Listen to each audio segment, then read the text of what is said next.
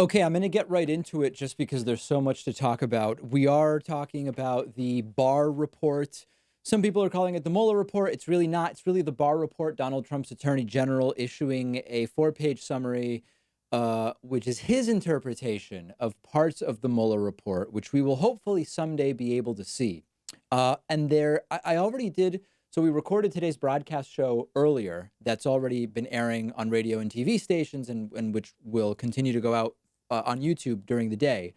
But already in the few hours since we filmed today's show, there has been so much truly disturbing and ignorant stuff circulating regarding this report and regarding what is in it, what is not in it, what it means, what it doesn't mean. And the reactions from the right have been predictable, which is to say that on the say-so of Trump's attorney general, Trump did nothing wrong, which for most people doesn't pass the sniff test. But there are also some sort of strange things coming from the left, and we're going to talk about that.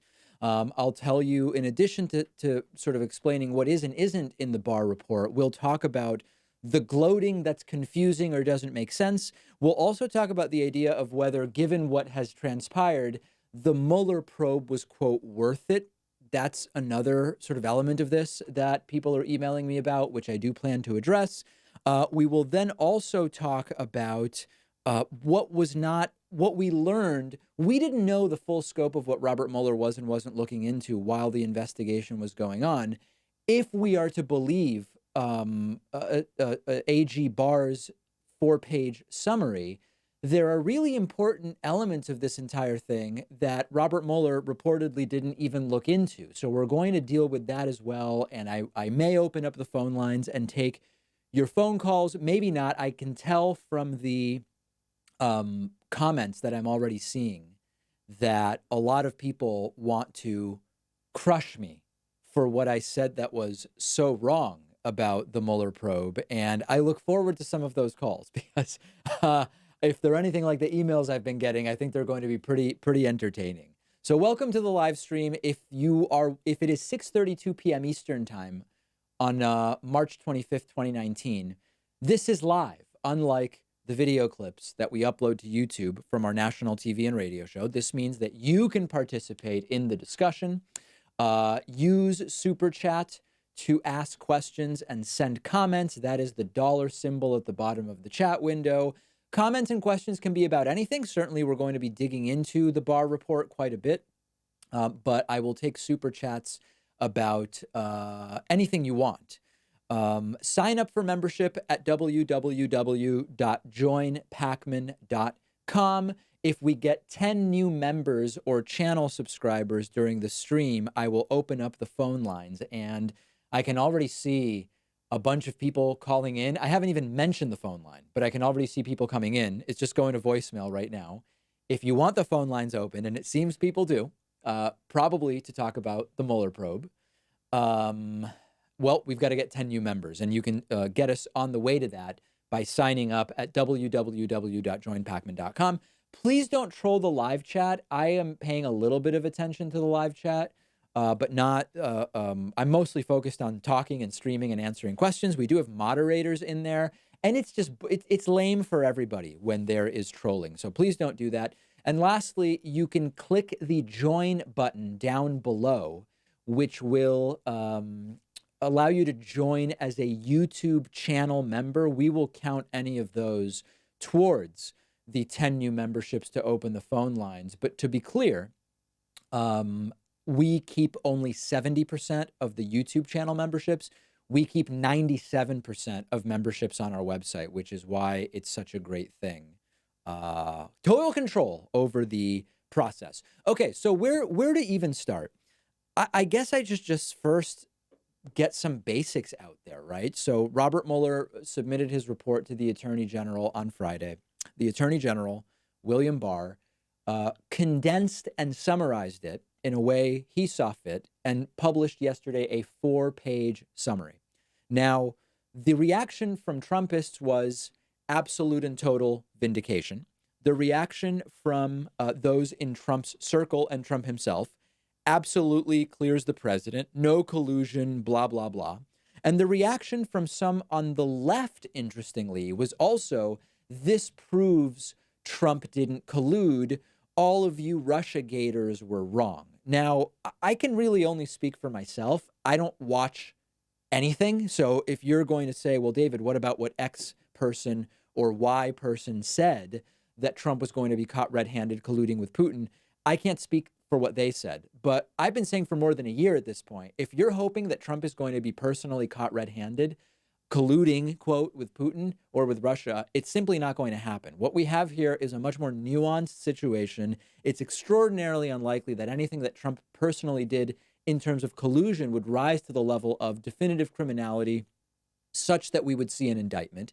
It's about the cover up as far as Trump's concerned. Obstruction is one example that was not ruled out by Mueller.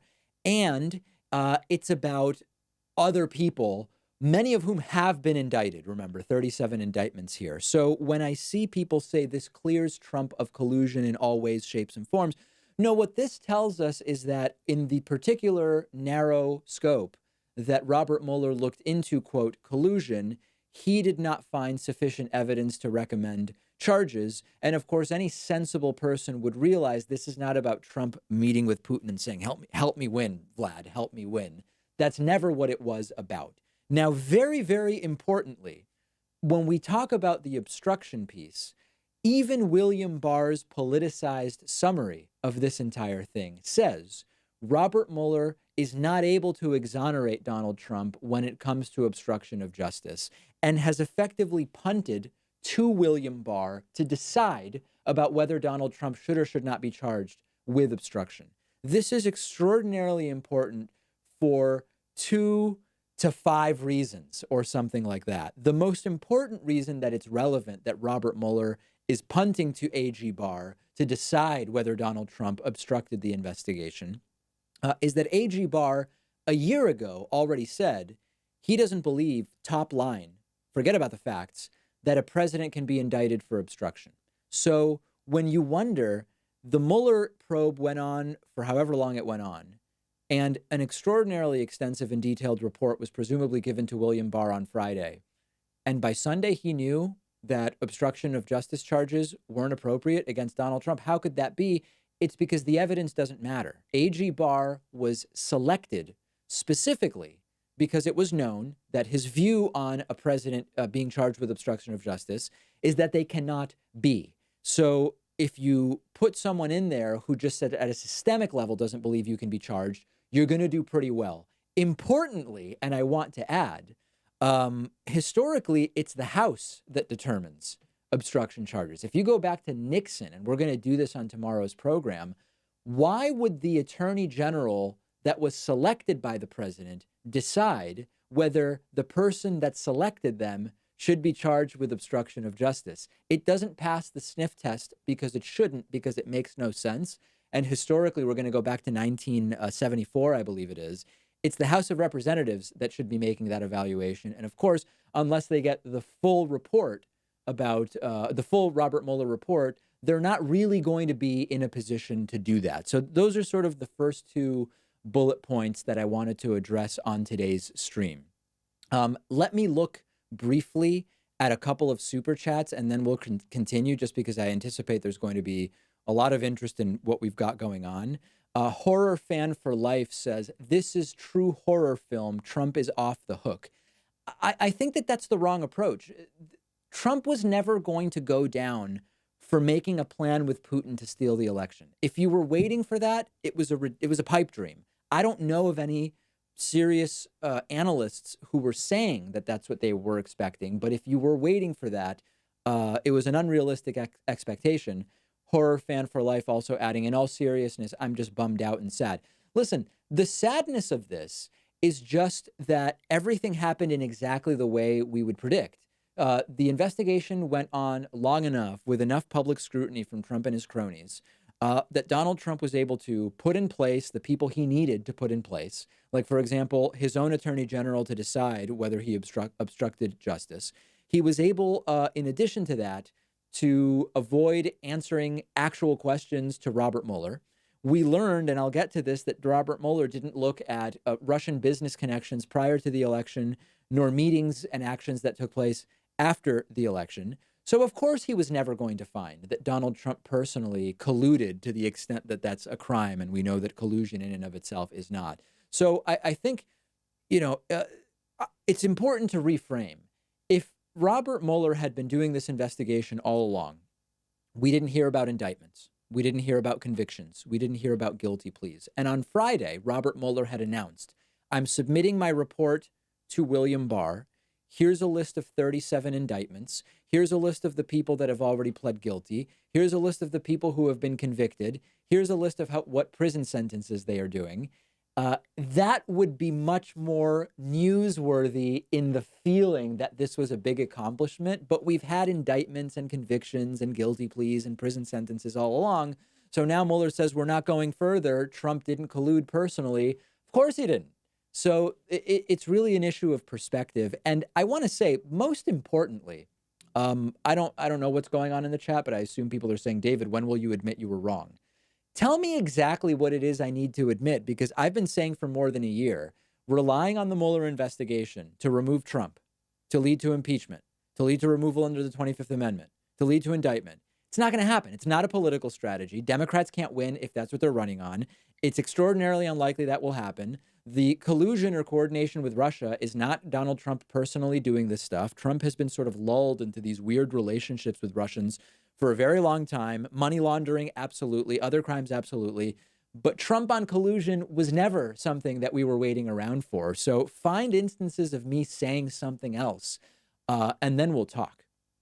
Okay, let me pause on the super chats, but by all means, keep sending them in.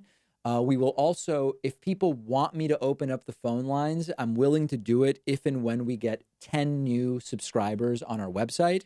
617-830-4750 is my direct line. We will open up that direct line if and when we get 10 new members. And we got one, Jeffrey Dickens. Jeffrey Dickens has signed up. You go to www.joinpacman.com and you can use the coupon code This Is 2020 to save 40%. We are at one new member. If we get to 10, I'll open up the phone lines for you, and no call screening. If you want to slam me, if you want to trash me, if you want to tell me how wrong I am about everything, I will have no way of preventing you from doing that, since we don't screen calls. Okay, so the next thing I want to address is specifically a contingent of the left that is sort of accepting A.G. Barr's 4-page letter as gospel and truth in a way that they never do with anyone else associated with the Trump administration. What I mean is the following. When Sarah Huckabee Sanders gets up there and gives us her interpretation of a document that was published by whoever, we don't just say, hey, Sarah Huckabee Sanders is summarizing it like this, so I'm sure she's telling us the truth. When Trump's Secretary of State comes out and says ISIS has been defeated and Kim Jong-un is no longer a threat, whatever, right? We don't say, listen, Mike Pompeo said it. I'm sure he's giving us the truth. We don't have to be skeptical about that at all. So it's very weird to me when Attorney General Barr summarizes a report no one has seen in a way that is as favorable to Donald Trump as conceivably possible, with the exception of including in there that Mueller doesn't exonerate Trump on the issue of obstruction. And some of those same people who rightly apply that skepticism when it's Sarah Huckabee Sanders or Betsy DeVos or Mike Pompeo or whoever say, this is the truth. William Barr said it, so therefore it's the truth. This was a calculated decision dating all the way back to the shenanigans of temporarily installing Matthew Whitaker after pushing Jeff Sessions out, who was recused on Russia, and then letting Attorney General Barr take over. This was the plan. There's a great article in Esquire about it. And it would be great if I saw more people that are supposedly on the left kind of applying that same degree of criticism. On the question of did Trump personally collude with Putin, I don't know who was waiting around for that revelation, but on a lot of this other stuff, if and when we get the full Mueller report, there's no doubt that there is going to be a ton of damaging stuff in there, not the least reason is that Trump is already activating to try to prevent his written testimony to Robert Mueller from being released, and that there has been no move thus far to actually get the Mueller report released. So that I'm finding very, very strange. Now, the other very important element of this is, again, right now, all we have is what William Barr told us, and I can't imagine that that is the full extent of the situation. But it appears that Robert Mueller completely skipped or didn't include in this investigation large swaths of the potentially relevant occurrences from this entire thing. What I mean by that is, all along, Trump and his cronies were insisting Robert Mueller is casting too wide a net. It's just he's going too far. He's supposed to be narrowly focused here on collusion. And what we found out, at least from William Barr's 4-page letter, is that basically Mueller was focused on collusion and he looked at obstruction, but is not making a judgment call one way or the other, which is extraordinarily disturbing, as I already discussed. The issue of financial connections before the election doesn't appear to have been looked at by Robert Mueller. The issue of meetings and contacts, attempts to create back channels, all of this stuff that was swirling in the media. And we were sitting back saying, I'm sure Mueller's looking at it, right? I'm sure this is part of what Robert Mueller is looking into. From what we saw in William Barr's 4-page letter, it actually doesn't appear that that's the case, which is extraordinarily concerning. And again, hopefully something that it looks like William Barr is going to be subpoenaed to testify before the House, maybe as soon as this week. There are rumblings of bringing Robert Mueller to testify. Will we ever learn about this stuff? Who knows? And again, I can't help but go back to what I've been saying for more than a year. If you thought that this investigation was the path to the removal of Donald Trump, you were extraordinarily confused or misguided or simply didn't have all of the information. And that's why for more than a year now, I've been saying the quickest way to remove Trump is going to be to vote him out in November of 2020. That's going to require Democrats having a strategy that is not impeach Trump or extend the Mueller probe as long as possible or any of those things. And that I wasn't the only person saying it. It was a relatively obvious observation, and it does appear to be coming to fruition at this point in time, although we will, of course, continue following what else comes as a result of this. Let me do a couple of other super chats that are coming in here. I will remind you that we will potentially open up the phone lines if we get 10 new members on our website, davidpakman.com/membership. There's a coupon code that will save you $35 off of the $60 membership. A yearly membership is $60 for the year, and a very reasonable price at that, I might mention. But if you want to drop that $60 price to just $25, and it's not a low introductory price, it is a price you can keep for as long as you want, use the coupon code SAVE35, okay? That's $2 a month. I think a lot of people in the audience do believe the program is worth $2 a month for them. And if you do, and that's affordable, please do sign up, and that'll get us to open up the phone lines as well. Something must be going on, because I look, the phone system right now is on go direct to voicemail. And like every 20 seconds, a voicemail is popping up, meaning a lot of people are trying to call in. But of course, the phone lines are not yet open. Our only new member of the evening so far is Jeffrey Dickens. Glad to open the phone lines if we get 9 more new members.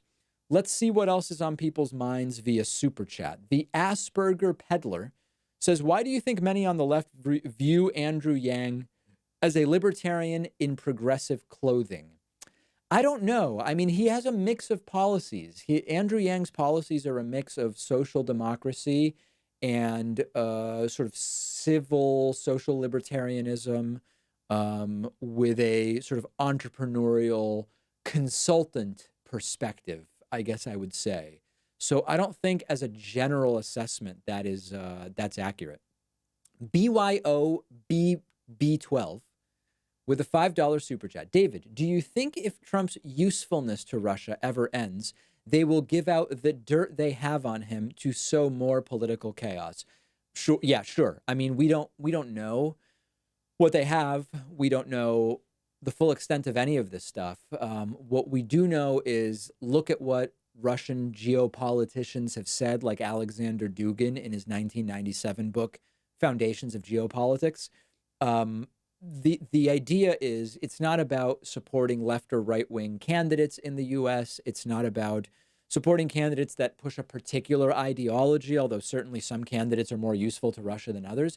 It's about creating chaos, making Americans question whether their systems of democracy are working, sowing racial discord and all of these other things. And to kind of follow your suggestion, if indeed Russia does have stuff on Trump, it's not, they are amoral in the sense that there's no particular loyalty to Trump as an individual. If Trump's usefulness as a chaos causer in American politics ends, and they do have stuff on Trump, sure, why wouldn't they release it? Mr. Shigura with a $1.99 super chat says, I need an option to sign up without my name read on the air. You can put any name in for membership. I mean, our website accepts any name. You could put in that your name is Donald Trump, and that's the name that would pop up. Doesn't matter what name is on your credit or debit card. Doesn't matter what name is on the PayPal account that you use. So put in, when you sign up on our website, any name you want. As long as your email address is correct and your payment goes through, I will say that your name is Humpty Dumpty if that's what you type in. So no issues there whatsoever. Jason Zaremba says, have you heard of the podcast Chapo Trap House? Or is it Chapo Trap House? They would be great to have on the show. Very popular. I've heard of it. I've never heard a single episode, but I am familiar with the podcast. Couldn't name a single person on it. With Sebastian with an €8 super chat. Coming from the Netherlands, the United States has become a joke to many of us. I still put my trust in you. Am I wrong to do so? Do you mean me personally, Sebastian, or whoever is with Sebastian? Listen, I do the best job I can. I'm not doing news reporting. I'm doing analysis and commentary. My recommendation, I would be a hypocrite if I told you we have to approach assertions with healthy skepticism. We need to trust but verify. We need to find multiple sources on any issue. But then I said, except with me, you can just believe everything I say. No, fact check me. Call and question me when we take phone calls, find other sources. Of course, it would be complete and utter hypocrisy for me to suggest anything else. What I think is not in question is that I don't take political positions on this sort of calculated basis in order to check a box or be put under a certain umbrella or place on the political spectrum. I mean, on all issues, for as long as I've done the show, I just tell you what I think. And sometimes that causes disagreements, even with people that we would consider sort of like in the core of my audience. But the reason I'm able to do that is, number one, I don't have anyone telling me what the editorial line needs to be, because I'm in charge here and there's no sort of like higher up that says you can cover this story or you can't cover that one. And number two, funding is not connected to how I do or don't cover any issue. Now, it's possible, imagine, for example, that I said, you know what? I've become conservative. My view on abortion, it's just changed. My view on supply side economics, it has changed. And now I think that we need God-fearing Christian politicians and whatever. Okay, so I'm guessing that that would disgust enough people in the audience that then they would start canceling memberships and our financial support would start to erode. But we've been lucky enough, for the most part, that the people that support the show are not supporting the show because they necessarily agree with me on every issue. I can't imagine anyone agrees with me 100% of the time, but my sense is from the emails that I get, people recognize that when the David Pakman Show is funded by viewers, that means I say whatever I want. And as long as I'm not fundamentally becoming a conservative, having a ridiculous political awakening that puts me on some other place in the political spectrum, part of the value is that no one's telling me what to say, and I'm always just going to tell you what I think. And that is, I think, the most important thing. So to your question, should you trust me? You can trust that I will always tell it to you as I see it and to the best of my knowledge as I've researched it. Can I sometimes get things wrong? Sure. Can you come away with different conclusions than I come away? Absolutely. And that's all great. as long as everybody is sort of acting in a genuine way. Let me welcome and say thank you to John Campbell. John Campbell. Now, I wonder if this is the John Campbell. No, it's not. Okay, based on John Campbell's email, I know a John Campbell who spells his name exactly that way, and I was wondering if maybe that's who it was. So that's 2 out of 10, 2 new members. The target for the evening is 10 new members. If and when we get to 10 new members, I'll open up the phone lines. And I see in the chat that a lot of people who aren't talking about Ivanka Trump's private parts or saying anti-Semitic things to me, seem to want to talk to me about all the things that I'm wrong about, which is fine. I will open the phone lines at 617-830-4750 if you so please. We're just looking for 10 new signups. We have 2 new signups so far. Okay, a couple of articles I'm looking at for tomorrow's program. There's a very interesting article from NBC News. Fake news failing NBC News. I'm kidding. Whether Trump obstructed justice isn't the Attorney General's call to make. It's Congress's decision. I am going to be talking about this tomorrow. There's a particular article, paragraph in the article here, which is this one, which I find extraordinarily relevant. Let me see if I can frame it properly.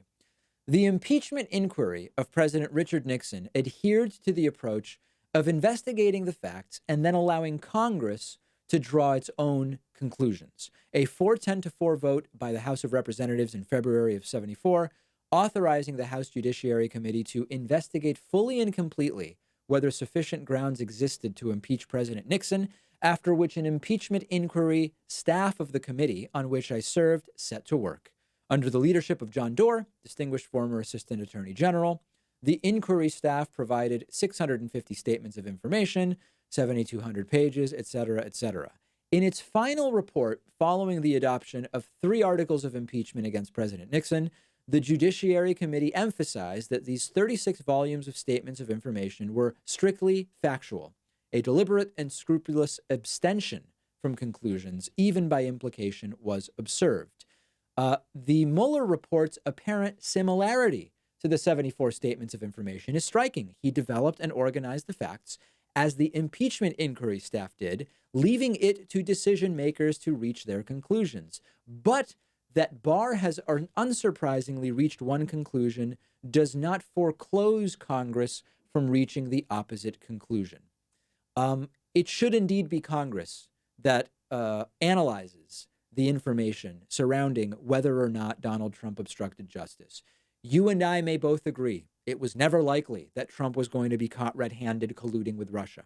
But he appeared to be obstructing the investigation in plain sight, by the light of day. And it simply cannot be up to his attorney general to decide whether Donald Trump did or did not obstruct justice. And that is an extraordinarily important element, which I am going to be talking about tomorrow. Secondly, this is an article from the LA Times arguing that not only was the Mueller investigation not a waste, it was also not a hoax. And I apologize for the Zoom. I'm sort of like unable to get this. It's going to be too zoomed out, I think, now for us to read it. Oh, maybe not. The important thing that I want to point out here, and we may also drill into this on tomorrow's show once again, is that if on the day that the investigation ended, we had learned about the 37 indictments and the convictions and the guilty pleas and the jail time, it would be much less easy for anyone to say the whole thing was a waste of time. If the Mueller probe hadn't recovered more funds than it cost by virtue of settlements, fraud money that was recovered, et cetera, it would be much easier to say it was a waste and or a hoax. It's important not to lose perspective that we learned about indictments over a very long period of time, and at a certain point, Mueller was done and turned over other cases to other law enforcement divisions, including the SDNY. I get it. I get why it feels like, man, nothing really happened. Add up everything that happened, all the people that went to jail, all the people that were convicted, et cetera, that are going to jail. And you quickly realize not only was it not a waste, it also was not a hoax. Okay, let me thank another couple of people here. Mr. Shigura has signed up for a David Pakman Show membership at www.joinpakman.com. Mr. Shigura has used the coupon code This Is 2020. Beautiful thing about that, when you apply the coupon code This Is 2020 to the $6 a month membership, it drops by 40% to only $3.60 per month. I also want to say thanks to two other YouTube members. With Sebastian is a new YouTube channel member using the join button down below. That's number 4. And MG is a new YouTube member also using the join button down below. So that gets us to 5 out of 10. If we get to 10 new members this evening, I will open up the phone lines. Now, I know that very often by the time we get the phone lines open, I only can take calls for like 10 or 15 minutes. I actually do have more time to take calls this evening. I don't have to get to my next thing for a little bit.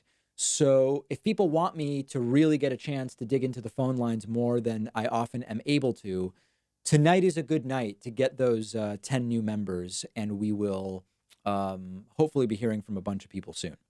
Super chat from Jared Johnson, 20 Mexican pesos. Have food stamps helped eliminate malnutrition? Well, they've helped, but they've not eliminated it. I don't know.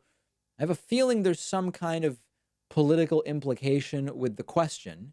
The issue about malnutrition and hunger is a truly sad and disgusting one because it's not even a matter of money. It's a matter of political will because by most estimates, people are only eating somewhere between 35 and 50% of food that is produced. Okay. This includes stuff that spoils in transit. This includes stuff that is just bruised but okay and ends up getting thrown out either by the grower or the wholesaler or the grocery store. This includes food waste in our kitchens, right? At sort of the end of the process. So solving hunger completely, and by virtue of that, to a great degree, malnutrition, it's not a financial issue. It's really just an issue of political will and organizing some logistics. And as a result of that, problems that we can so easily solve, I find particularly immoral and pernicious that we haven't solved. And in fact, I've done some research into this, and we've done a couple of interviews on the subject. We, as a planet, don't even need to have hunger. In other words, as a planet, we are creating enough food every day that every person on the planet can get the calories they need. Maybe in some cases, it would be a slightly calorically restricted diet by 10 or 15%, but you would eliminate this sort of abject hunger that exists. And we're not doing it. And it's just not, I mean, listen, our political system doesn't lend itself to it. If you work for your 6 years that you have in the Senate on reducing hunger in the United States, in some other country or whatever, and breaking news, you've reduced hunger by 10% in a country.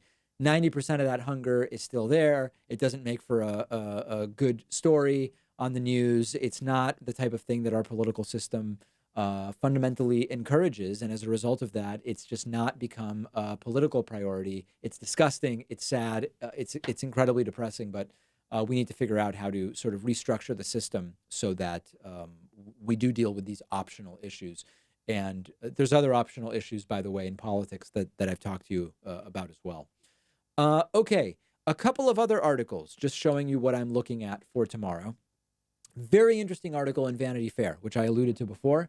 A crime in public view, how William Barr pardoned Donald Trump. Trump had plenty of reasons to obstruct Mueller's investigation, whether or not there was an underlying crime. The most obvious one has been staring us in the face all along. This is a very good article because it combines, number one, this issue of how it's difficult to know without knowing what evidence there is, without knowing what is in Robert Mueller's report.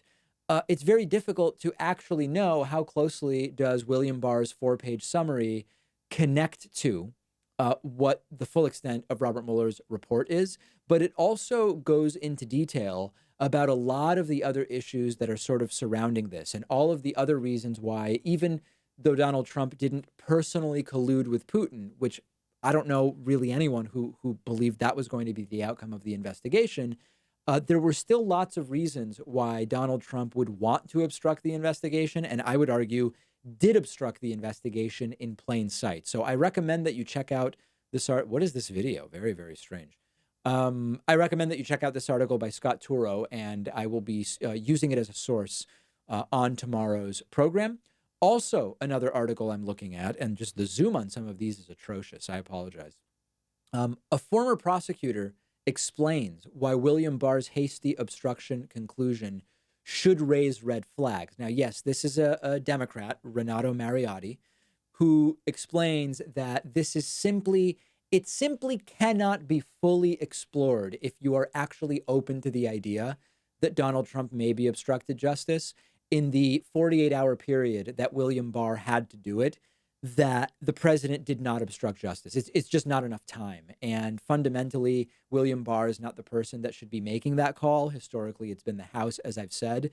And this article by Renato Mariotti lays out a lot, or quoting Renato Mariotti by Sean Illing, points out a lot of the reasons why we should be really, really concerned about that. So a lot of reading that I've been doing on this issue, and it's depressing that a lot of the articles about this seem to be missing some pretty important points that are kind of like crucial to understanding what has happened and what hasn't happened. It's depressing when I hear people talking about what's in Mueller's report. We don't know what's in Mueller's report. We haven't seen Mueller's report. What we have is a 4-page summary selectively put together by an operative of the Trump administration who was picked for his view on the indictment of sitting presidents. Hint, William Barr believed and said a year ago that a sitting president cannot be indicted for obstruction of justice. So as soon as anyone says, my view of the Mueller report on the basis of having seen the results is this,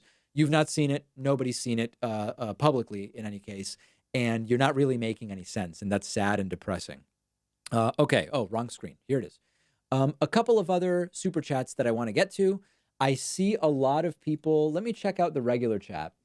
A lot of people in the regular chat saying, please open the phone lines. I've already said when we get to 10 new members, I will open the phone lines. We are at 5, so we're not that far. If 5 more people sign up at davidpakman.com/membership, I will right away open the phone lines, and you can call in at 617-830-4750.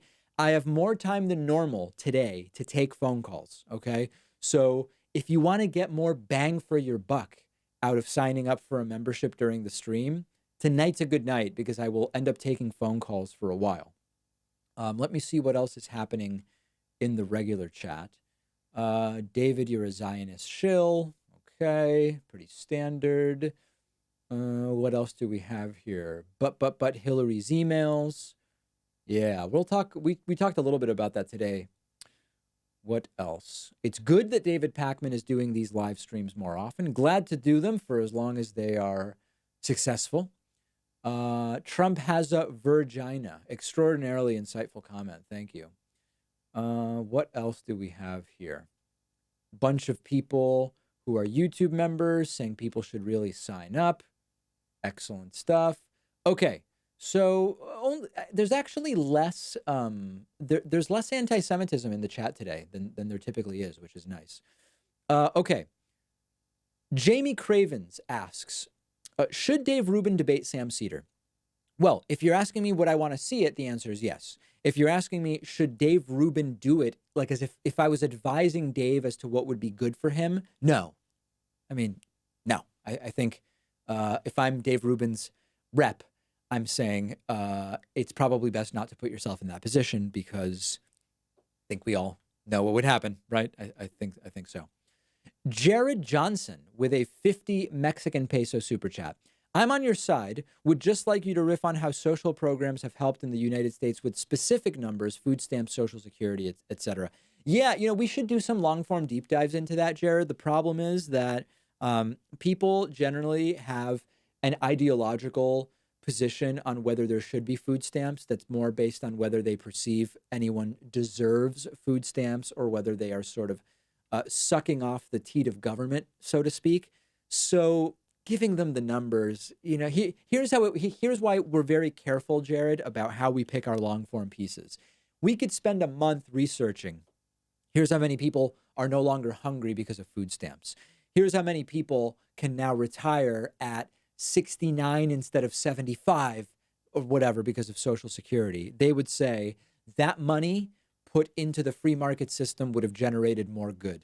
And it's indefeasible. You can't say definitively that it wouldn't have because it's not what we did. It's a silly argument, but that's the risk, and it would end up not changing very many minds, which is depressing, but unfortunately the truth.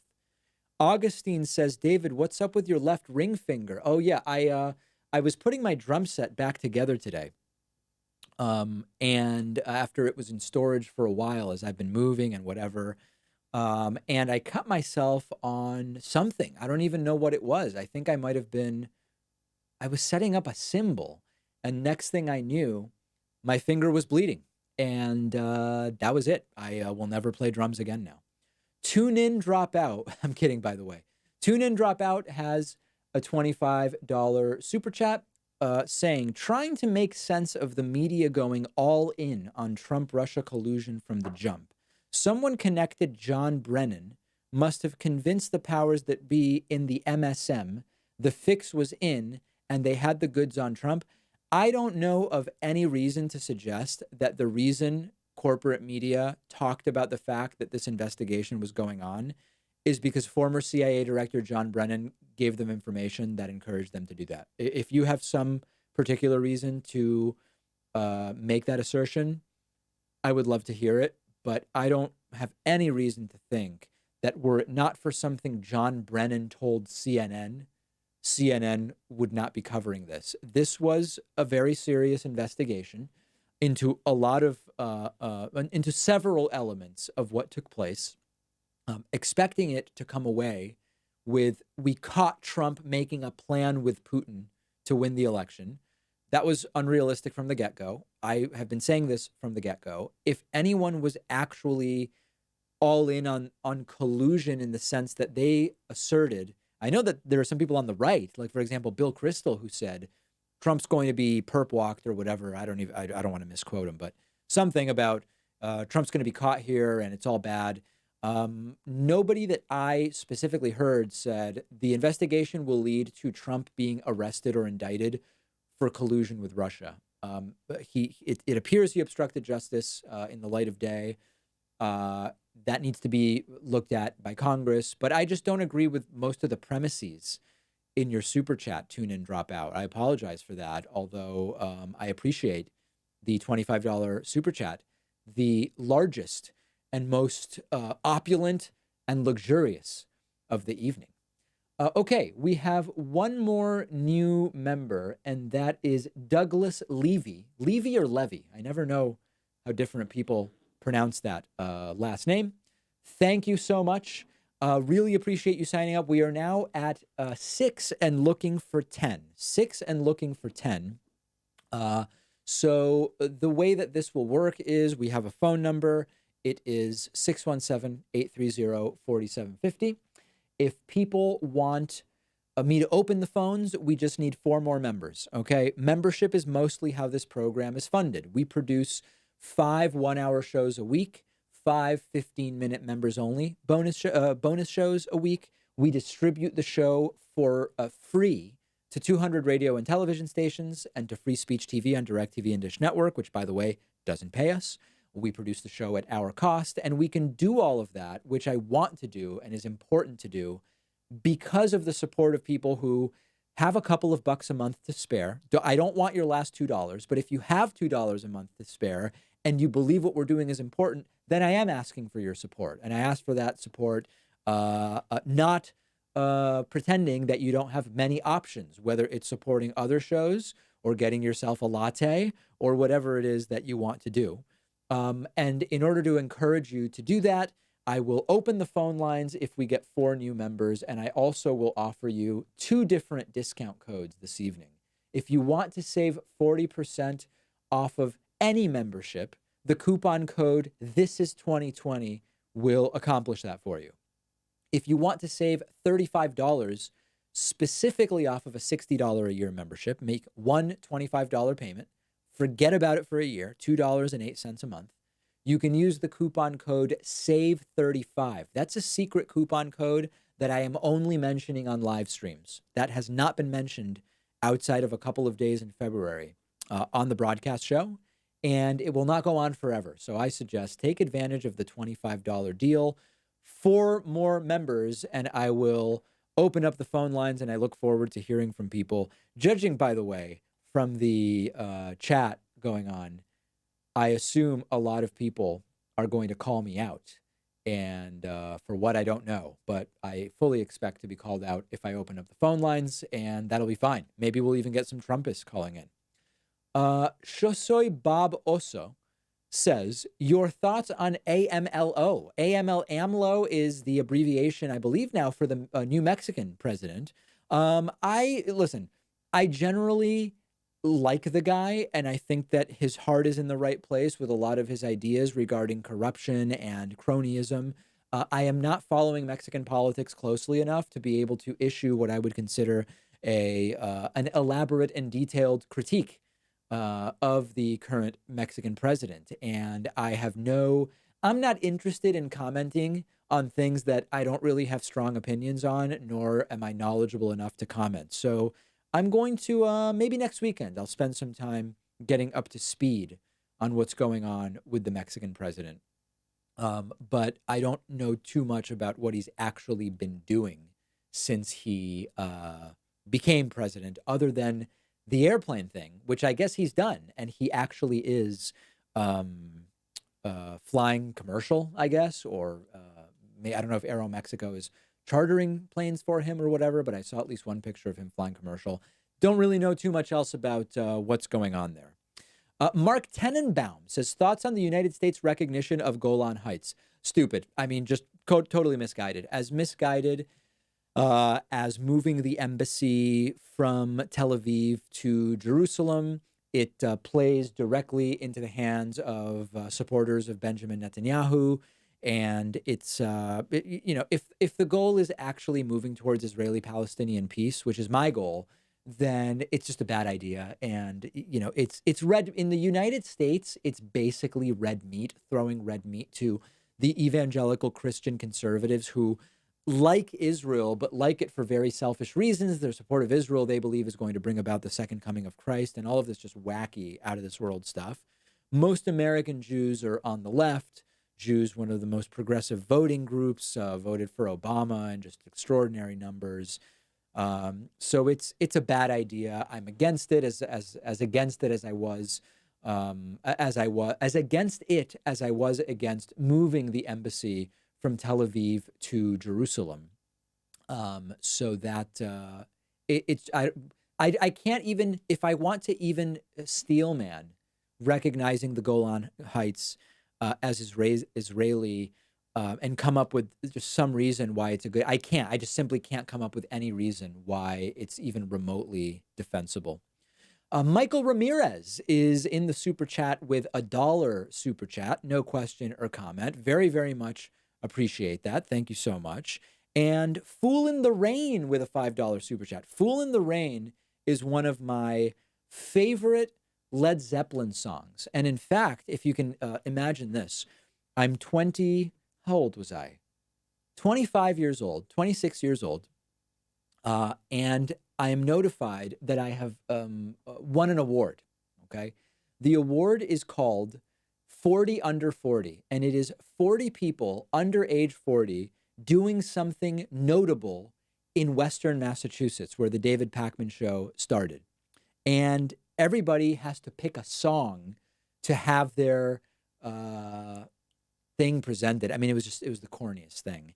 So immediately, as soon as they say, please pick a song that will play as you are called on stage to accept your award, I immediately say, can I get out of this? Because it sounds just horrible. And I hate stuff like that. I will show up and give an hour talk about a particular topic, as I often do.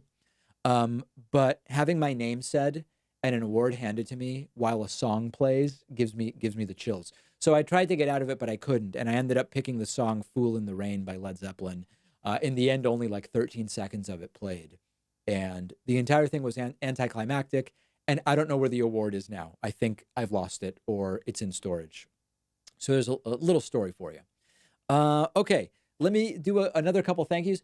Brian Coldy, which could be the Brian Coldy that I'm sort of related to by marriage, even though I'm not married. Every time I say that, people get really confused, is our newest member using the coupon code. This is 2020. If this is Brian Coldy, by the way, if this is, well, actually, I shouldn't say, but there's big news, actually. I just heard about Brian Coldy, and it's very exciting if it's the same one. Okay, thank you very much. That is new member number 7 of the evening. Three more, and I will open up the phone lines at 617-830-4750, but you got to keep them coming. 617-830-4750 will be the next, will be the phone number if indeed we get 3 more members. I see some people in the regular chat with some questions. Oh, it is the same one, says Brian Coldy. Very nice. All right. Good to see you there. Xavier asking if I visit Buenos Aires with any frequency. I go mostly once a year, and I was just actually looking for plane tickets today because I'm hoping to go this summer here, which will be winter there. If people don't know why I go there regularly, I was born there. What else? How do other people know it's the same Brian Coldy? That's very strange. Other people commenting about that. Did Joe Rogan go on Alex Jones' show? What's up with that? Don't know anything about that. Should Avenatti run for president? Yeah, I don't think so. Not now that he's been arrested again. What else here? People like the Mexican president. People like the Mexican peso as a currency. People like Massachusetts. That's cool. Can I play Moby Dick on the drums? No. I mean, I could learn it in parts, but I don't know it offhand. I do know the intro to Good Times, Bad Times, though. It's a great song. What else? Okay, let me get to another couple super chats since people are sending them. Fool in the Rain says, what do you think are the chances that the Mueller report will actually get released? Listen, I think eventually it will get released. Is it going to be in its full unredacted form? I don't know. Until and if we get the Mueller report, we don't know what Robert Mueller found out. I mean, that's it. There's no, people are using language that is in some way conditional or couching this in certain ways. If we don't see the full Mueller report, we don't know what the truth is. And that's it. We just need to see it. Jared Johnson says, why do you prefer Medicare for all over a public option? Okay, I prefer Medicare for all over a public option because a public option doesn't really deal with as many of the problems of our system as Medicare for all. But I am actually not the biggest Medicare for all supporter in the context of all the other systems we could have. And what I mean by that is the following. If we are merely expanding Medicare, not just for people who are 65 and over, as it exists now, but to everybody, and no other changes are made, there are shortfalls in American Medicare. 80% of American Medicare recipients have, because they feel they need, an additional form of care. Some people have private insurance that they buy in addition to Medicare, supplement plans. Some people on Medicare are also working, and the Medicare works with insurance that is provided through their work. Some people on Medicare, if their income is low enough, are also on Medicaid, and that's what supplements what Medicare doesn't cover. So I actually think it's really important for the left not to become blinded by Medicare for all only, because there's a lot about how to pay for Medicare for all. We can totally pay for it. There's a lot about how Medicare for all is a drastically better system than what we have, and I completely agree. But if we're actually going to look at all options that exist, there are other ideas that I think are as good or potentially even better than Medicare for all. I've outlined some of them before. You can check out my other videos about that. Matt Chavez says, would you ever work with TYT? Well, you may not know this, Matt, but I used to be part of a TYT network. And I think we joined when the David Pakman Show had like 20,000 YouTube subscribers, long time ago. And we left when I had, I think, 120,000 or so. This was like 4 years ago.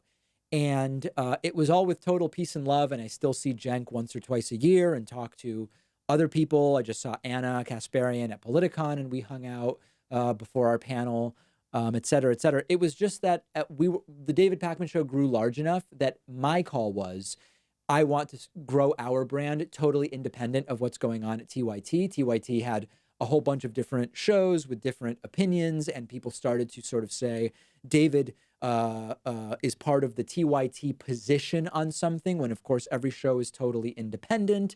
And I decided I just want to grow the brand totally independently. It can fail independently or it can succeed independently, but it will be independent. And so far, so good. We're now at 620,000 subscribers. I mean, it's amazing. Since we left TYT Network, we have added 500,000 YouTube subscribers. Michael Ramirez has, hey, what do you think is the possibility of Trump getting tried when he leaves office? Very low. I mean, listen, I'm sort of pausing because there are only so many ways I can say this. The direct path to removing Trump is voting in November of 2020. It is unlikely Trump will ever face consequences for everything he's done. Impeachment is unlikely. Removal is unlikely. Indictment is unlikely. 25th Amendment stuff is unlikely. We've just got to vote. And I think it doesn't even make sense to focus on that stuff because it's so extraordinarily unlikely. Aleza Siebert says, love your show, with a $2 super chat. Well, thank you, Aleza. Really, really appreciate that. And on that note, we have one more new member, and that new member is, this got scrolled in a weird way. It went onto another page. That's weird. George Azarian. George Azarian is the next new member. That is number 8.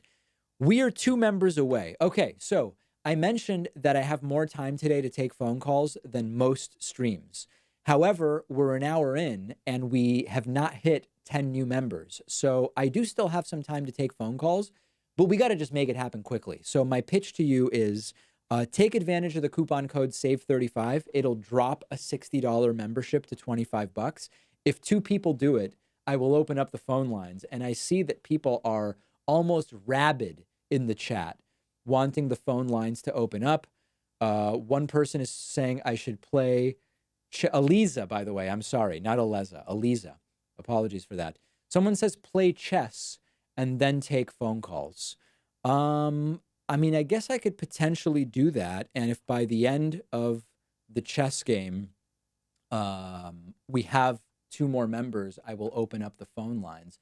I think people just want to see me get crushed in chess, and that's actually why they want me to play chess. But let's do it. I will play one game on Lichess. Okay, lichess.org. I am David Pakman, David Pakman. I'm on Lichess now. I will play one game, and then if indeed we get 2 new members by the end of that game, I will open up the phone lines. Otherwise, I will probably just keep taking super chats. So you can challenge me at lichess.org. And I will probably get crushed, although I'm a little better than I used to be. It'd be bad. It'd be bad if I was getting worse and worse, right? But anybody ranked above like 1,000 probably is able to defeat me. So lichess.org, lichess.org. I am David Pakman on Lichess, and I will play one game. And then if people want the phone lines open, this is sort of it. I mean, www.joinpakman.com. We have like I want to say 17 streams in a row that we have achieved the 10 new members in order to open the phone lines. It would be really depressing if we didn't achieve that today. Okay, so Mark Tenenbaum has challenged me. He has a provisional rating of 1,500. So I will play against him, and let's see how we do. He could be excellent. He might not be. And he seemed, there he goes. Okay, very good. There is Mark. Okay, I'm going to play Queen's Gambit as I have been playing lately, and you can't even see anything here. This is crazy. There we go. Apologies for that. Okay, standard Queen's Gambit accepted opening. Mark Tenenbaum might be very good. He so far is playing a particular line that I am familiar with.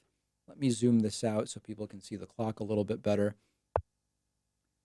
10-minute game, unrated. Yeah.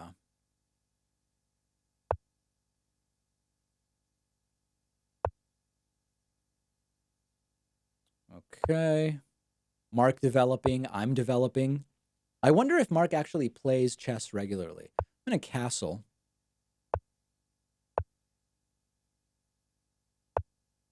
All right. There's a particular move here. Yeah, so there's this fork of the knight and bishop. Can Mark find a way not to lose either of the pieces? I don't know. Could he put me in check? Okay, so he can attack there. I think that's okay. I think I move back and the fork is still in play.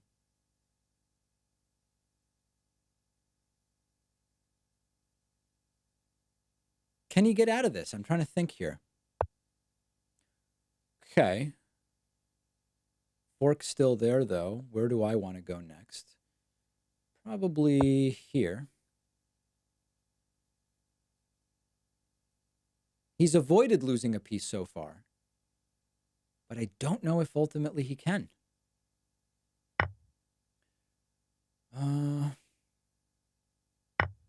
Yeah. Interesting. I guess that was the way. Okay. What are we doing next here? I guess I'll push this pawn forward. People can tell I'm terrible, I think.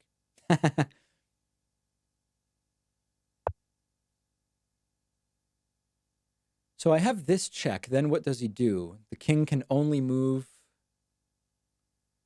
Okay, if I go here, I think the king has to come here. And then do I have another check? I really don't. I don't know if that's a useful move. What do I want to do here? Maybe I just take the free pawn first. And then I'm attacking the knight. And maybe I can put the king in check.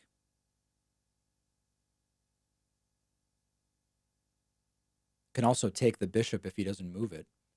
Either way, it's a little bit dicey there. Put him in check or do I take the bishop? I'm actually unsure. I guess I take the bishop.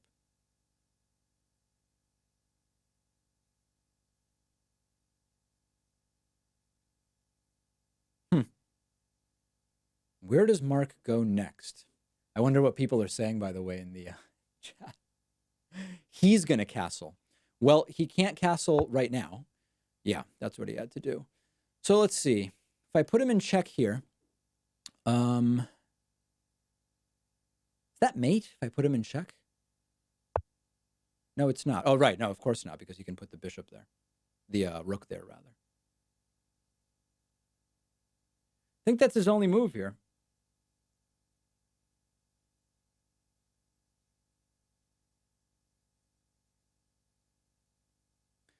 I think he has to come here. Yep. Now let's see. If I go here, he has to go back here.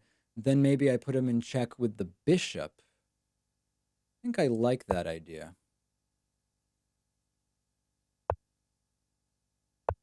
There we go. Okay. Good game.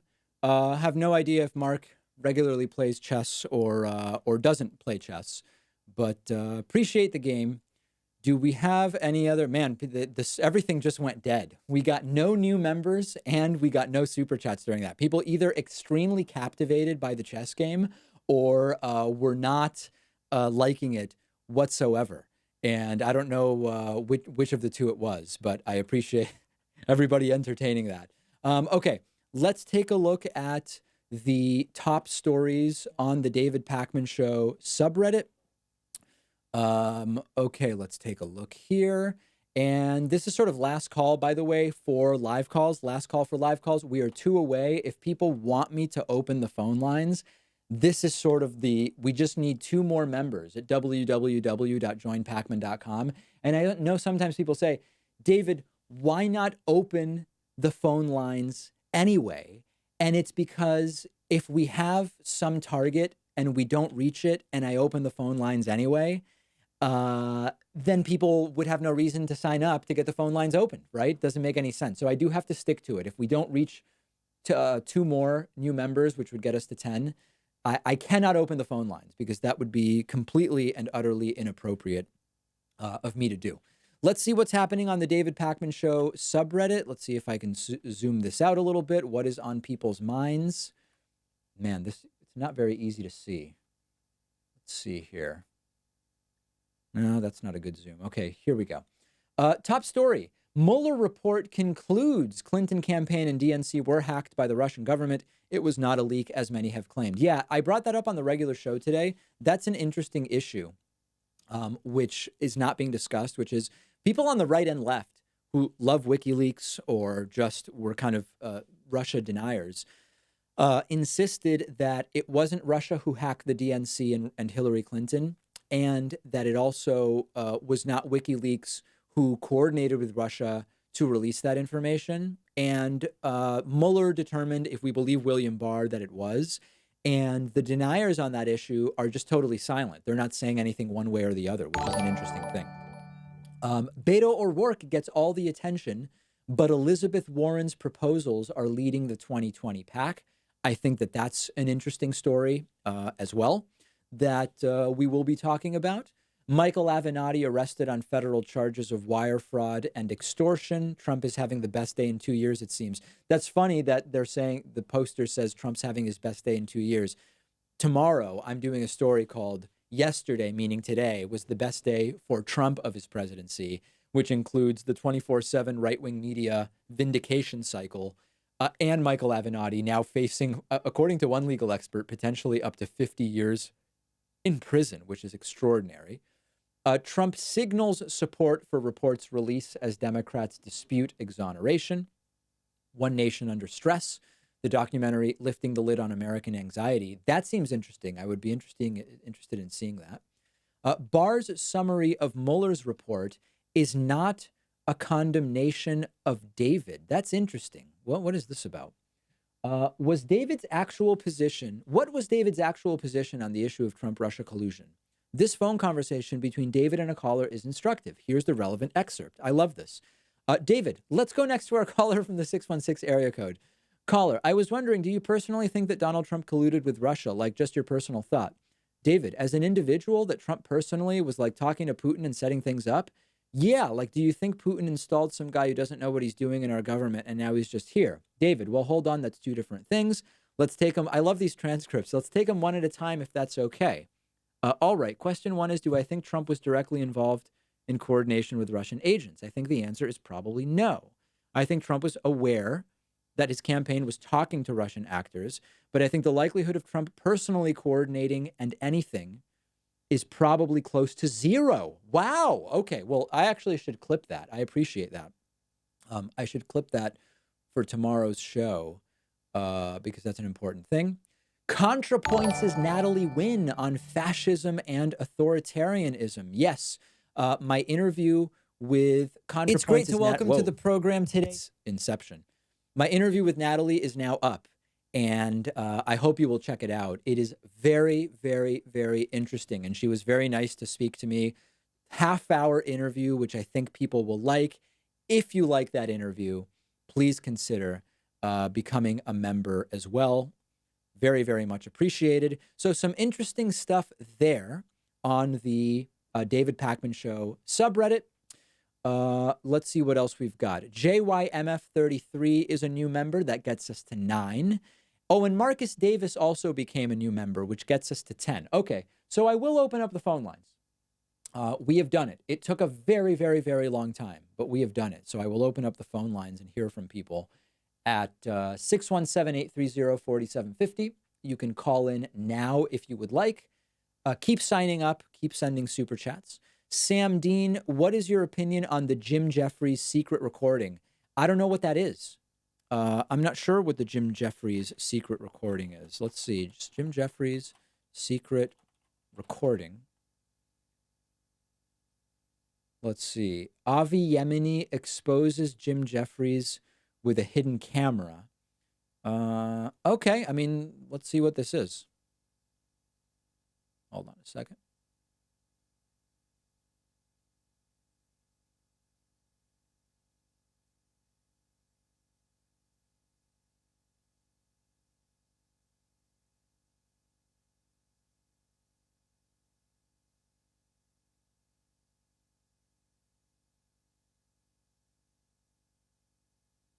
Oh yeah, I'm very acutely finding myself not caring about this. Just based on what I've seen so far, I'm finding it. I'm not finding that super interesting. I don't know who either of those people are, and I'm kind of checked out. Okay, Ann Kennedy has sent a $2 with peace and love. I say that, Sam. By the way, Ann Kennedy has sent a $2 super chat, which I very much appreciate. And let me go to the phones here. Okay, let me get myself connected first at 617-830-4750. We've got a bunch of people holding, and I think it'll be great to see what's on people's minds. A lot of repeat callers, a lot of new callers are here. Just taking me a second to get myself connected, and then we will see what is on people's minds. Okay, let's go first to... Oh, Brian from Seattle is on the phone, who was sort of like involved in calling in and talking about Ronald Reagan on the Sam Cedar show, and he's been trying to get a hold of me. So what's going on, Brian? What did you need to tell me? Hey, so yeah, what happened there? I thought I was just kind of calling to discuss the whole thing. I thought it was a little silly. I still do, and apparently now I'm part of some kind of conspiracy theory or something. So there's been all sorts of comments that I am Ronald Reagan using a voice modulator. It's interesting, and now I know how you feel when you get comments constantly accusing you of weird conspiracy theory stuff, I guess. Well, I don't even know about any of this stuff. What you're telling me is news to me, Brian. So that doesn't matter. I guess I just wanted to call in and clarify, like, because some people thought I was being too hard on him, and I realized that he was being largely tongue-in-cheek, and so I wasn't like calling in and being like, yeah, he was totally serious. Oh, I didn't mean to, like, some people thought I was saying that Reagan doesn't have anything valuable to say or like trashing him. And to clarify, if I did that, that wasn't my intention. I think he has, like, clearly from what I've seen of him on the show, he knows a lot about the topics that he talks about on the show. I mean, it makes sense to have an attorney who deals with immigration talk about immigration. So sure. I'm not opposed to that. And I didn't mean to, if I suggested otherwise, that wasn't my intention. So I guess this is the part that he can edit out later if he wants to say that I'm being unreasonable or whatever. But I just wanted to clarify that I wasn't even trying to trash the Majority Report or anything particularly. Oh, okay. I didn't think anyone thought you thought that, or thought that you were. They apparently do. I didn't think so either, but I got a bunch of stuff in the comments being like, and then Brian calls in to trash Sam Cedar and Majority Report, and I'm like, what? No. Oh, okay. That's not quite what it. So I just wanted to clarify. I tried to call in on the last live stream, but to be honest, I'm a little relieved you didn't take the call because I didn't want to try and follow up Jimmy. Of course. He was the first caller, and I was on hold, and I was like, I don't know how I can follow that up.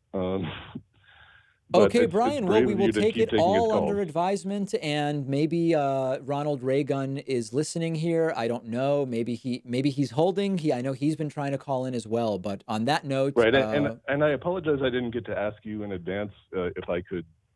I kind of ruined the whole conspiracy interest angle, I guess, and I didn't know if you wanted me to do that or just clarify that I wasn't saying anything outlandish or that I wasn't trying to take it too seriously. Before you go, can I make a quick comment on the Mueller thing? Okay. Just real briefly. I don't want to derail the show, and I know you got a lot of people holding. I just don't understand how anyone got the impression that all that everyone on the left was saying this whole time is that when the Mueller report dropped, that was going to be the be-all, end-all. There's a lot of different things going on, and that's not all of them. And I don't quite understand how everyone thought that what all of us liberals were saying was, yeah, once the Mueller report's out, he's going to be impeached instantly and it's all over. That's, I don't think you gave that impression, and I don't Right. think most of the rest of us did, but that's what I'm hearing. And it's like, no, guys, it's not done. It doesn't make him, not corrupt, just that this particular thing, wasn't as devastating as we would have liked. So I guess that's just my short response to that. All right, But I Brian, very appreciate you good. taking the Great to call, hear David. from you. Appreciate the phone call, and I'm going to let you go because the phone lines are just exploding at 617-830-4750. I'm going to go next to our caller from the 917 area code. Caller from 917, what's your name? Where are you calling from? Hi, David. How's it going? This is Victor from New York City. Hey, Victor. Hi, how's it going? Good. So my question is about, do you think that Bernie's foreign policy leanings will hurt him in the primary? And I have an example to cite here. Yeah. There's this act called the Justice Against Sponsors of Terrorism Act, and it's essentially a law that allows U.S. citizens to sue foreign powers that were, aiding or were directly involved in terrorist attacks that harmed them or people of the United States. It basically unanimously passed the Senate with 97 senators in support, with the one opposing vote being Senate Minority Leader Harry Reid. But the two abstaining votes were Tim Kaine, and the other abstaining vote was Bernie Sanders. That's the thing. Like, I just don't really feel comfortable with that. And I'm a Bernie guy all the way. It's just with this issue in particular, I think he kind of has a soft spot and is a little hesitant to deal with foreign powers in an aggressive way. And I think that might hurt him. What's your thoughts on that? Well, listen, I don't know about that bill specifically, but it's interesting you bring this up today because on the Friday show, one of the audience questions I'm going to be answering is what is the strongest criticism of Bernie Sanders? And again, Bernie's in my top 3 candidates as well. So I'm going to be steel manning. I'm going to be making the strongest possible arguments against Bernie. One of them, which I've been researching, is that he does seem to lack the knowledge that he has with such specificity and depth on domestic issues. I believe he may lack to some degree on geopolitics and international issues and foreign policy. So I think that what you're mentioning is interesting. I'll research that particular bill, but it seems like you're thinking along similar lines as I am when it comes to what are Bernie's weaknesses. Right. Yeah. Because that bill was actually vetoed by Obama and had to be overturned by the Senate. So it was just interesting, and I just wanted to get your opinion on that. Thank you.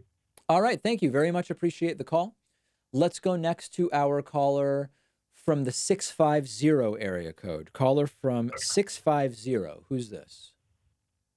Hi, this is Darius. Darius, you're not on speakerphone, are you? No, I'm not. Okay, because it sounds like you are. Can you hear me now? Yeah, Oh, okay. Now all of a sudden it's much better. Thank you. All right. Now it's bad again. So Darius, I don't know if it's the signal or some kind of headset or something, but you're very quiet and crackly again. Is it good now? That was better. All right. And now it's bad again. Okay. Well. Just yell your question, Darius, and then I'll take it. All right. So regarding the stuff that happened on Twitter with you and Kyle, do you think? Do you have anything else to say about that? Because it's interesting to see, the disparity of what the left has to say about the Mueller report and what happened recently. Oh, no. I mean, for people who don't know what's going on, so yesterday I posted something how, I'm getting all these tweets from so-called leftists who would normally question the conclusions of the law enforcement world are just kind of accepting what William Barr is saying, and that's kind of weird to me. And something along those lines. I think I hope I'm paraphrasing right. And I think Kyle Kalinske responded with something like, not sure why leftist is in quotation marks. And he said something about what his position was. And I said, oh, I wasn't talking about you. I don't even know what your position has been on this issue. I don't really watch any progressive shows. And no, that was it. And I haven't heard anything back. All right. So, okay. Well, that's it. Cool. Okay. All right, Darius. Glad to answer your question. We're taking calls at 617-830-4750. If you would like to join the conversation, call in at 617-830-4750. I'll go next to the caller from the 401 area code. Who's calling today from 401? Hey, David, this is Mark from Newport, and you just totally kicked my butt in chess, so good game. Oh, that was you. Okay, great. Mark Tenenbaum. Great. Did you normally play chess or did you make an account to play against me? I actually made an account to play against you at one of your previous live streams. Yep. So as soon as I heard you mention Lee Chess, I just dialed on and sent a challenge. Very nice. Okay, well, thank you for the game. Yeah, sure. So a couple weeks ago, one of your viewers called in and he asked if you supported both UBI and an increase in the minimum wage. Mm-hmm. And you said you supported both because they each serve different purposes. So Andrew Yang, who you've interviewed and who is running on UBI, tweeted that he does not support an increase in the minimum wage because it will exacerbate automation. So I just wanted to know your thoughts on that, or if you have a response. Well, I don't have a response to Andrew Yang. I didn't see his comment, but I think that More so to the policy position. It's interesting because he has ways of dealing with the move to automation that aren't mentioned if you just talk about the minimum wage and UBI. In other words, there's the idea of taxing robot labor, right? When robots replace people in certain industries, you can add a tax on that to disincentivize the replacement of someone with a person. I'm not saying it's a good idea or a bad idea. I'm not debating the idea. I'm just saying it exists, and I know Andrew Yang is aware of that. So, I mean, I disagree. You need to have a minimum wage that has at least kept up with inflation over the last several decades, and our current minimum wage doesn't. So I don't know if you're at this point in time, if you don't want a $15 minimum wage, you're basically saying you agree with a lower minimum wage today than what we had in 1968 inflation adjusted. And I don't know how you possibly defend that. Okay. Well, hey, thank you very much. Okay. Thank you. Appreciate the call. Okay. Who is next here? Let's go to Kujan, or Kajun. I never am sure if I've even written it down correctly, but I'm sure he will tell me. We haven't heard from him since last year. What's going on, Kujan? Hey, you got the name correct this time. Was it Kujan or Kajun? Kujan. Kujan. Okay, good. What's going on, Kujan? So I was recently watching a video on I think it was Finland's school system. Okay. I was looking at the way that how the teenagers there have kind of like less anxiety. They're able to develop their social skills better. I think I heard that like on average they usually they barely have homework, or it's barely any homework. Okay. So I was my question was like, would that necessarily work in the United States? And if it were if we were to work, how would you implement that? You're federally? talking specifically about just giving kids less homework? No, not necessarily giving people less homework, but creating an education system where you're taking stress off of them, but at the same time you're objectively you're still educating them, but it's just that you're taking less pressure off them. Of course. I mean, listen, the time of day that school starts is a source of anxiety for a lot of kids and counterproductive. The amount of homework kids have in the context of extracurricular activities causes stress and anxiety. The amount of extracurricular activities that a lot of kids have are problematic. So yeah, there's no reason whatsoever that if we decided that that's something we wanted to fix, we could fix for sure. It would work just as well with American kids as with kids in Scandinavia or any other places. It's a question of whether there's the desire and the will to actually do it and make it happen. But how do you think that would be implemented, federally? This, you mean from a legal perspective? Or how do they do that? Well, no, I don't know that you can implement it federally. I mean, in the United States, a lot of education is decided about at the state level. So more than likely, it would have to be done at the state level. But in terms of how, I mean, I'm not an expert in education, but I would look at how other countries have done it, and I would try to implement it in a similar fashion. All right. Sounds good. Thank you so much. All right, Kujan, great to hear from you. 617-830-4750. Let's go next to our caller from the 563 area code. Who's calling from 563? Hey, David, this is Heath. Hey, Heath, what's going on? I was wondering, I'm on SSDI, and I have been for a couple of years. Okay. And I see the reports and what Donald Trump wants to do with our Social Security, disability, all the what they call entitlement. Right. And I was wondering, and I'm sure you've spoke about this before, but I was wondering, what are your views on, say, like universal health care, like Finland or Sweden? Oh, I'm in favor of it. How do you think that would work for I've been us? outspoken in favor of removing profit from healthcare, involving the government. Could be as single payer, could be with a nationalized system like in the UK. All of these are options I'm in favor of in combination with each other. One of the most important issues I've dealt with for sure on the program. Well, yeah, exactly. That's what I was saying. And, I was just coming back to it because, like I said, I just saw Donald Trump want to throw that out there for the Congress to pass, and Right. kind of scary. Yes, I'm against cutting that, and we need a different system, and could not agree with you more if that's the point you're making, for sure. Yes, it is. Thank you very much, David. Okay, You have a great. nice Thank day. you. Appreciate the phone call. Let's see. We're taking calls at 617-830-4750. Let's go to our caller from the 503 area code. Who's calling from 503? Hello, this is Ann. I'm in Oregon. Hey, Ann, what's going on?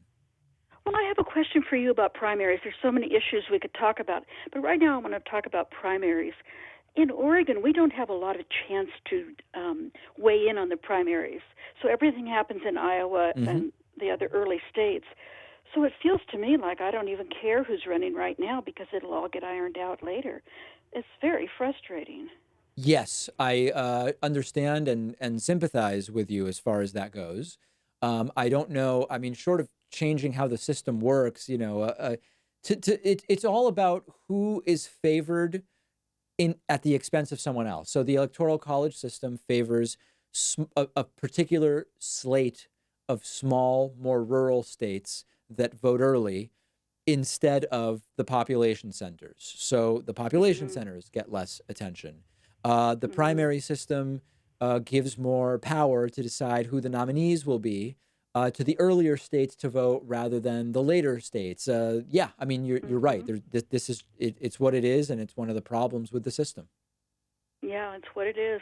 And so I have to tell you the truth, I find myself not really interested in who's announcing to run right now because I figure by the time they get here, it'll be a whole different slate.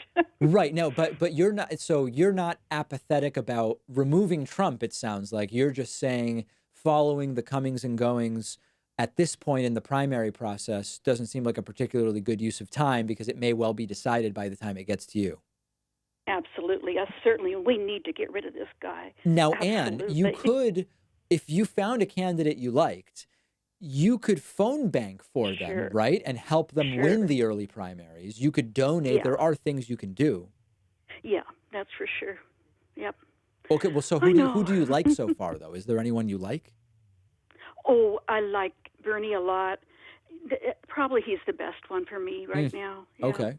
Would you consider Elizabeth Warren? Oh, maybe. I've not gotten really red hot about her.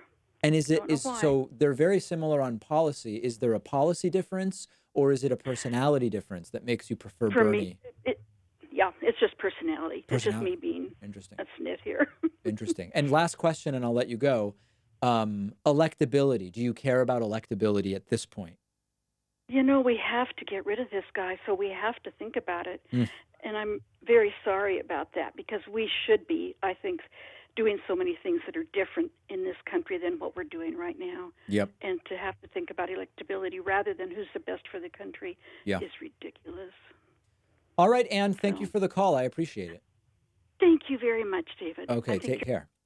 Let's see. Nick from Boston's holding on. What's going on with Nick from Boston? Hey, David. Thanks for taking my call. What's going on? So I was just thinking about this. I've heard the argument made before that collectively Medicare, Medicaid, and the VA already cover about 40% of Americans, but I really don't see this argument really being made when it comes to advocating for Medicare for all or a similar single payer system. So, what do you think about that? Should it be used more often? I'm not sure I understand what do you mean what the argument is? So the argument being that we're already, in a sense, covering almost 40% of the country through a combination of these programs. So in a way, is it really as daunting as people are making it out to seem? Oh, from the point of view of when people say we can't do what Sweden does because we're such a big country or whatever. We're too large kind of of a already country. doing it. By doing it for 40%, that's already more people than live in Sweden or wherever. That's kind of what I'm getting at. Yeah. What do you think about that? It's an interesting argument. I mean, so then you very quickly get into the nitty gritty, which are, for example, of that 40%, how many are covered by Medicare? And then you get to, well, 80% of those covered by Medicare are covered by Medicare plus something else, like either Medicaid or private insurance or whatever. It's not full coverage that most people are getting. And then with Medicaid, you can say, well, the problem with Medicaid is that it's a system set up to cover people on the basis of lack of income. So if you actually have a country that lifts more people out of poverty, you're going to remove people from that system. It's not a system meant to cover everybody. It's meant a system to cover the poor or people below certain levels of income. So I agree with you about the stupidity of the talking point that this would never work in the US because the US is too big. That doesn't make sense. It's never made sense. However, if the idea is to come up with some kind of like bulletproof argument to use against the right, they're always going to have some kind of talking point to respond with. So then it's a question of how many people can you convince with it? And I don't know, whether it would be effective for that. Yeah, I'm definitely curious about that point as well. And yeah, definitely a good point about the right. Yeah, that's all I really had for you, David. Just a quick question I had. Okay, Appreciate Nick, taking my call. thanks. Appreciate hearing from you, Nick in Boston. Let's go to our caller from the 919 area code. Who's calling from 919 today? It's Robert from Atlanta. Hey, Robert, what's going on? So I was just wondering why you think the Democrats haven't talked about the NSA or government surveillance recently, or have very bad policy It's basically, positions on it. There's not much of an advantage to talking about it right now. It's messy in that a lot of that surveillance was happening under Obama. So from a political standpoint, it doesn't seem like it's massively advantageous to make it an issue. It's not clear that it's a voting issue. It's not clear that Democrats win on that issue because Democrats and Republicans both have been by and large complicit or standing by as that surveillance went on. So I can think of a lot of reasons why they're not talking about it. Yeah, because I was really disappointed reading that Pete Buttigieg, for example, is incredibly critical of Snowden and Chelsea Manning. And that was like a deal breaker for me. Yeah, I haven't seen that about him, but that's interesting. And I think it's basically, it's an issue.